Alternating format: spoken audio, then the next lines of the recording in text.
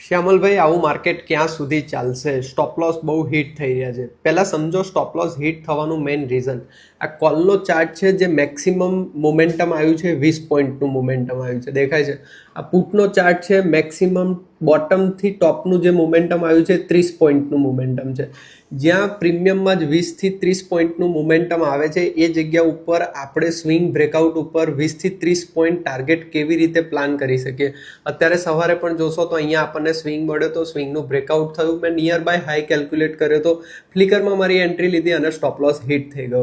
Stop loss આપવામાં પણ આપણને પ્રોબ્લેમ નથી, બટ માર્કેટ જ એટલું સાઇડવેઝ છે, પ્રીમિયમમાં જ મોમેન્ટમ નથી, એટલા માટે આપણે જે સ્ટોપ લોસ આપીએ છીએ એ પણ રિકવર કરવાનો આપણી પાસે ઓપ્શન્સ રહેતો નથી. એટલે અત્યારે જસ્ટ ઇન્ડિયા વિક્સ જ્યાં સુધી ડાઉન રહે છે ત્યાં સુધી માર્કેટને ઇગ્નોર કરવાનો ટ્રાય કરી શકાય છે, કાં તો ક્વોન્ટિટી ઓછી ટ્રેડ કરીને ખાલી એક્સપિરિયન્સ ગેઇન કરી શકાય છે.